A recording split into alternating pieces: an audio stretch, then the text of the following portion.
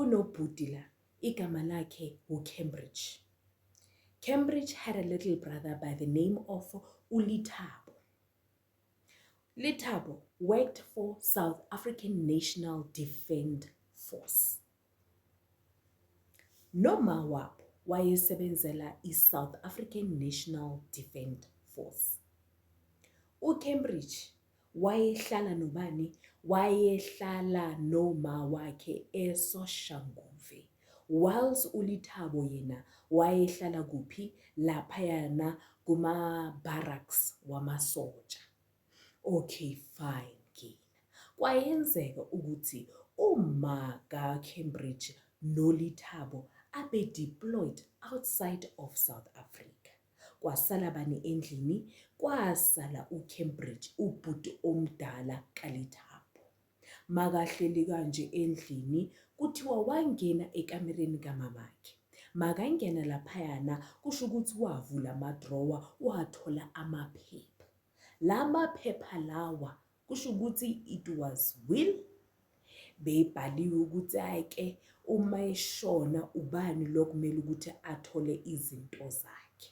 Kuthiwa wayethathe yonke into ayibhale ngobani? Ayibhale ngoLethabo ukuthi uLethabo kuyo ozothola yonke into. Yonke into esikhuluma ngemali, sikhuluma ngendlu, sikhuluma mangabe ikhona nemoto, sikhuluma nangemoto.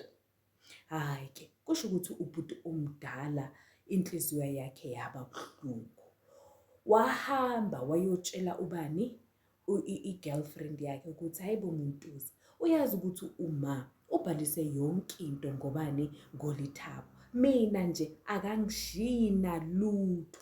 Kusho ukuthi uCambridge nale ntombi yakhe bayenzani? Bayenza icebo lokuthi mabagudluze uLethabo asuke endleleni.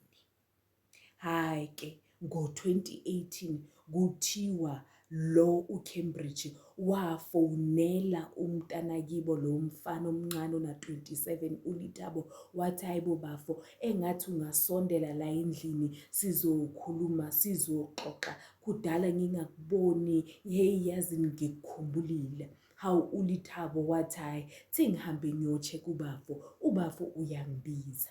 Hawu wahamba ngempela waphuma laphayana koma-barracks lapho bahlala khona, wahamba waya kibo kuphi? eSoshanguve. Uma efika laphayana eSoshanguve kuthiwa hawu nayi i-girlfriend, nawu ubhuti naye. Kuthiwa hawu badla baphuza kwaba mnandi. Kanti bamfakele okuthize laphayana kulokudla or i-drink le bebayiphuza. Hayi ke kwayenzeka ukuthi uLethabo right there and there abe unconscious. Waquleka wawela phansi. Kuthiwa masaquleke kanje ubhuti wakhe nale girlfriend bamenzani? Bamklinya umnyumntana waze wafa, umphefumulo waphuma enyameni. Bayenzani? Bathatha umzimba wakhe bawufaka emotweni. Mabaqeda lapho kuthiwa bahamba laphayana omgwaqweni obawubiza ngokuthi u-R8 or something. Bafika laphayana bashayisisa imoto, bayenza engathi uLethabo ushayise isihlahla or ushayise whatever, ushone ngenxa yokuthini? Yokuthi ushayisile. Hayi ke kusho ukuthi intombi yakaCambridge kuthiwa yaza ngapha ngaseGoli ethembisa. Niyangizwa? Niyangifolowa ngithi? Ehena. Uma efika ngapha ethembisa kusho ukuthi nje amaphoyisa nanamhlanje basamfuna since 2018. Hayi ke kuthiwa uCambridge naye waya kuphi? Wahamba waya eBushbuckridge. Okay fine. Makase Bushbuckridge kanjalo kuthiwa hayi waboshwa, kodwa bebangambosheli le ndaba yokuthi okay fine kena ubulale ubani? Umntana kibo lo mncane. Hayi wayeboshelwa nje ukuthi kuthiwa waye kidnape uma nengane yakhe. ngingasitholi kahle isitori ukuthi kwakuwumfazi wakhe omunye intombi yakhe nengane yakhe, noma angisitholisisi kahle isitori lapho. Kodwa-ke waboshwa kanjalo. Kuthiwa makasalindile laphayana aboshiwe, kuthiwa wavele wagula uCambridge. Makagula kanje uCambridge kuthiwa wahambiswa esibhedlela. Uma efika esibhedlela uCambridge kuthiwa wathi ngicela ukukhuluma nomalume. Hawu, umalume wafika kwangempela esibhedlela.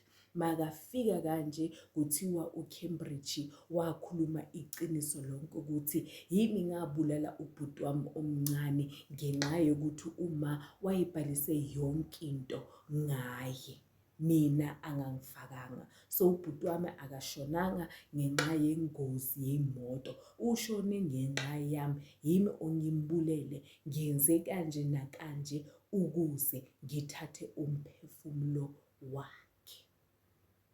Kwathiwa hayibo, umalume wahambisa indaba ekhaya ukuthi hayibo, phela nangu umshana uCambridge uthi kanje nakanje nakanje. Kwabizwa namaphoyisa, amaphoyisa afika, kuthiwa njengoba sikhuluma uCambridge uboshiwe. Uboshwe kanje uCambridge, uthi yena wayecela ukuthi ngoba nangu yena ukhonfesile, ucela ukuthi icala lakhe bangambambi for isikhathi eside ngoba unengane ezidiphende kuye. Manje-ke yena ama-investigating authorities nantontoni namaphoyisa konke nje kuthiwa bathi angeke ngoba wena nje amacala wakho maningi, and futhi mawungaphuma la uyile type le ukuthi nje uzolimaza abantu. So kuthiwa nje uzohlala lapho up until uhambe la emhlabeni. So uboshiwe njengoba sikhuluma uCambridge Baloyi.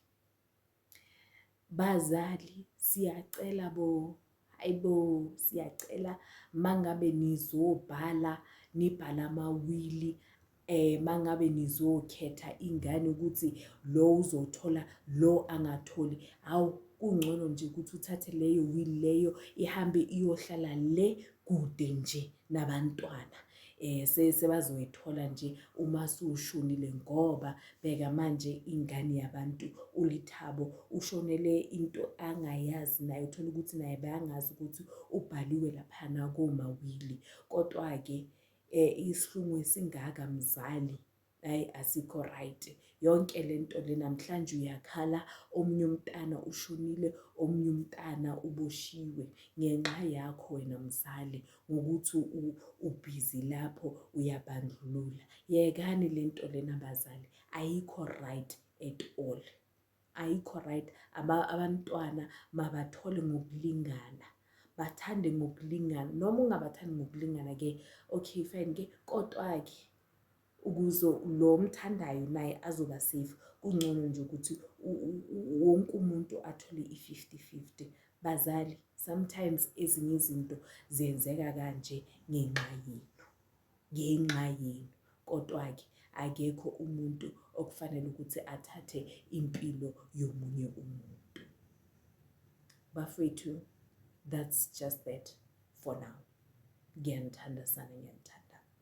If you have not subscribed to our YouTube channel, this is the time, because we'll be bringing you more relatable stories to you, and we are not going to leave any stone unturned. So subscribe, hit the notification bell, and of course, share your thoughts via the comment section. Ngiyanithanda sana, ngiyanithanda sana, ngiyanithanda sana, ngiyanithanda.